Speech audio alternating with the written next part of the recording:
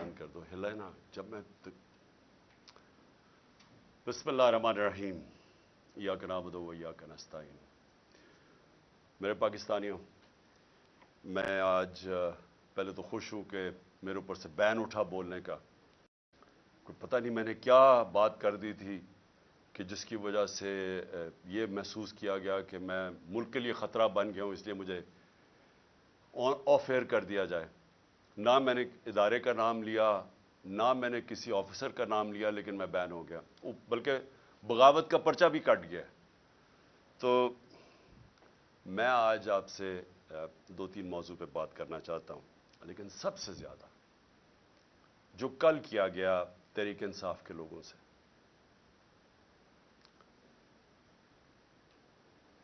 Supreme court president کو اختیار دیتا ہے کہ آپ الیکشن کی ڈیٹ اناؤنس کریں۔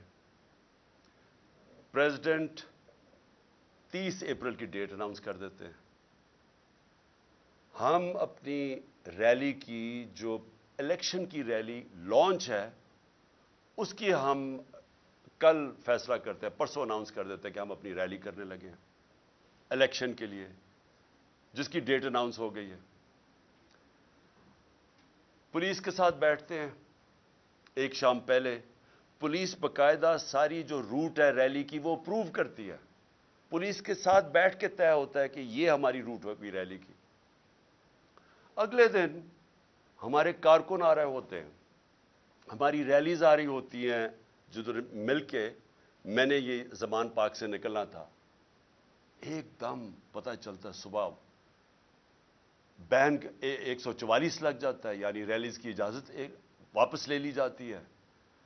راستے میں کنٹینرز لگ جاتے ہیں، پولیس کی کنٹینجنٹس آ جاتی ہے، ہر جگہ پولیس کھڑی ہو جاتی ہے۔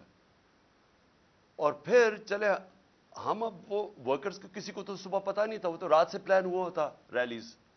اب جب وہ آ رہے ہوتے ہیں، جو سب سے زیادہ تکلیف دہ چیز ہے کہ یہ نہیں کہ ورکرز ان سے کچھ نہیں کر رہے، کسی ہمارے کبھی ورکر کو انسٹرکشنز نہیں دی جاتی ہیں کہ پولیس کے ساتھ کوئی فساد میں پڑو۔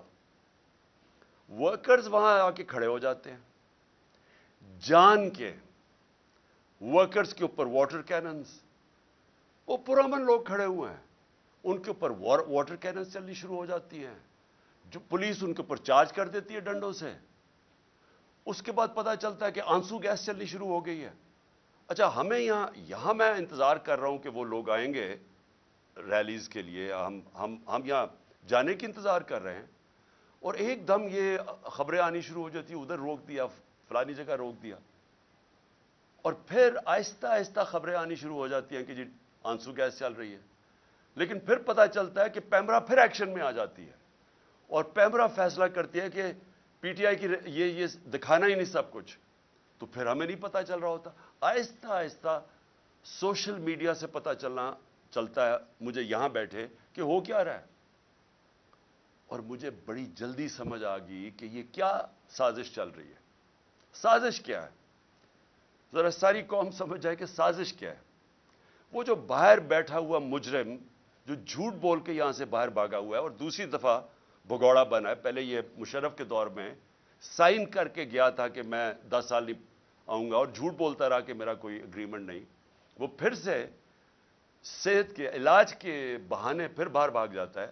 وہاں سے بیٹھ کے وہ کہتا ہے کہ لیول پلینگ فیلڈ یہ ہے کہ عمران خان کو راستے سے ہٹایا جائے، عمران خان الیکشن کیمپین نہیں کر سکتا، اور لیول پلینگ فیلڈ یہ ہے میں نے چوری نہیں کی اس ملک کی، میری کوئی یہاں سے چوری کر کے پراپرٹیز باہر نہیں، میں تو باہر حلال کی کمائی کا پیسہ پراپرٹی بیچ کے سب کچھ پاکستان لے کے آیا ہوں، بینکنگ چینلز کے تھرو، پوری اس کی منی ٹریل دی ہوئی ہے سپریم کورٹ کو، ایک ایک پائے کا حساب دیا ہے کہ میرا پیسہ کدھر سے آیا ہے، میں نے پراپرٹی کدھر خریدی، بنی گالا میں سارا ریکارڈ اویلیبل تھا جو سپریم کورٹ کے سامنے پیش کیا۔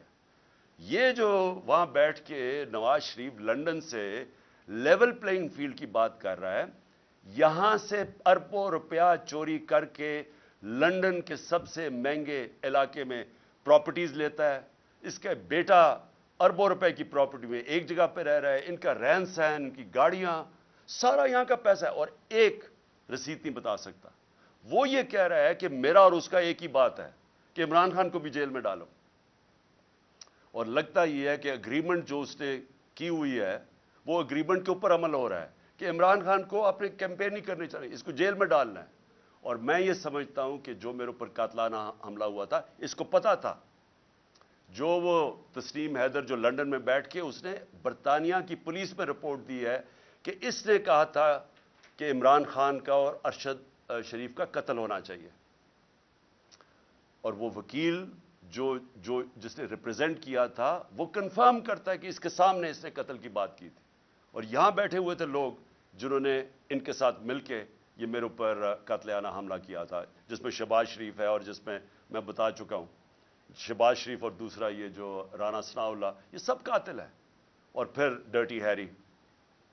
تو میں سوال یہ پوچھتا ہوں کہ کیا یہ ملک چل رہا ہے اس آدمی کے کہنے پہ, منی لانڈرر, مجرم, سزا یافتہ, جھوٹ کے اوپر بھاگا ہوا, کہ عمران خان کو آپ نے کیمپین نہیں کرنے دینی. تو یہ پہلا قدم تھا اس کا.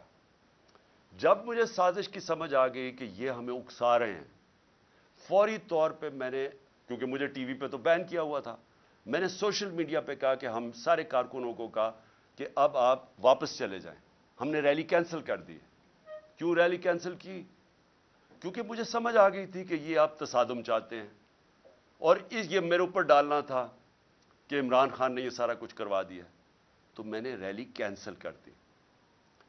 لیکن مجھے تب تک پوری طرح علم نہیں تھا کہ ہوا کیا ہے.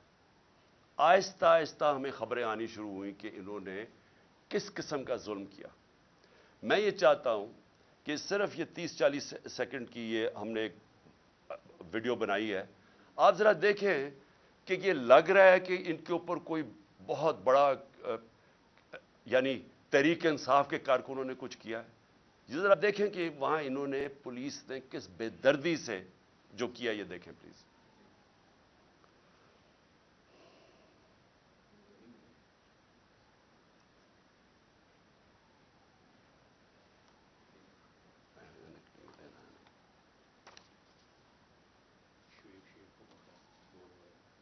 ابھی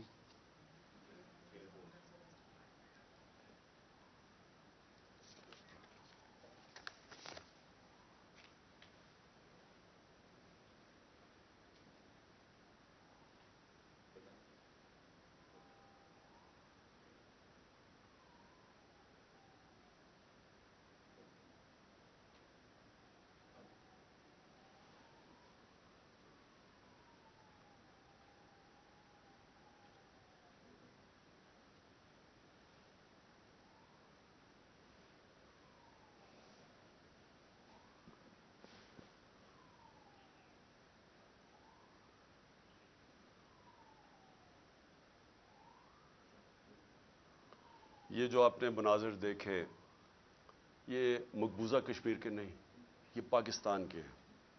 یہ اپنے لوگوں کے اوپر ہو رہا ہے. درجنوں گاڑیاں توڑیں.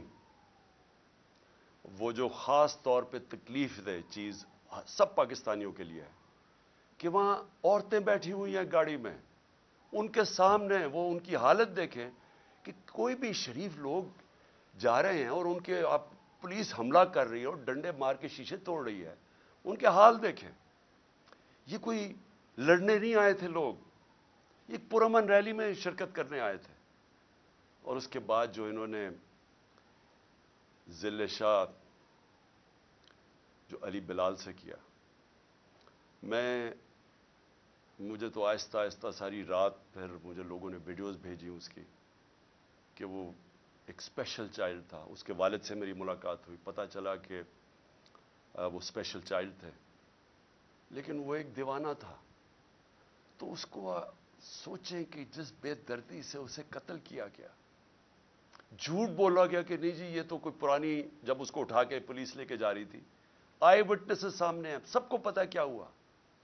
اس کو اٹھا کے لے کے گئے اور اس کو جب قتل کیا اس کی سڑک کے اوپر اس کی لاش پھینک دی. ایک ڈرائیور نے اس کو اٹھا کے سروسز ہاسپٹل لے کے گیا. یعنی کون اپنے لوگوں سے یہ کرتا ہے؟ کون؟ جرم کیا تھا اس کا؟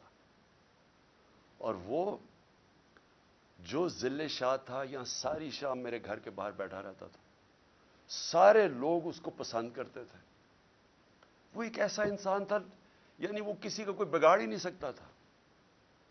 مجھے صبح کے 5 بجے آوازیں آتی تھیں اس کی باہر سے، عمران خان کو وہ آوازیں دے رہا ہوتا تھا.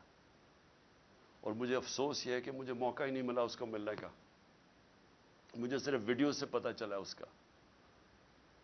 اور تکلیف دہ چیز یہ ہے کہ اس طرح کے آدمی کو انہوں نے قتل کر کے سڑک پہ پھینک دیا. اور پھر 302 یعنی اس کے قتل کا مقدمہ میرے پہ ڈال دیا ہے.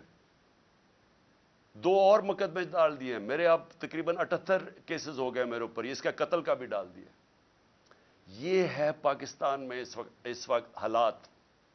مجرموں نے ملک کو سنبھالا ہوا ہے. قاتل، چور، منی لانڈررز، ڈاکو، جھوٹ بولنے والے، سارا پیسہ باہر پڑا ان کا. پاکستان میں ان کو کچھ، پاکستان تو لوٹنے آتے ہیں. یہ علاج ان کے باہر، سرجریز ان کی باہر، عیدیں ان کی، شاپنگ ان کے باہر، بزنسز ان کی باہر. یہ صرف ملک لوٹنے کے لیے آتے ہیں اور ان کو کوئی فرق نہیں پڑتا کہ اگر ملک کا دیوالیہ نکل رہا ہے. انہوں نے آ کے ملک سے وہ کیا جو دشمن بھی نہیں کر سکتا. 100 روپیہ صرف 10 مہینے کے اندر روپیہ گرا ڈالر کے مقابلے میں. اس کا کیا امپیکٹ آئے گا؟ ابھی مہنگائی کی جو لہر آئے گی، جو لوگوں میں غربت کی لکیر کے نیچے جائیں گے، جو ایسٹیمیٹ کیا جاتا ہے کہ کروڑ لوگ غربت کی لکیر سے نیچے چلے گئے ہیں، ان کو کیا فرق پڑتا ہے؟ ان کے تو ڈالرز میں پیسے اضافہ ہو گیا.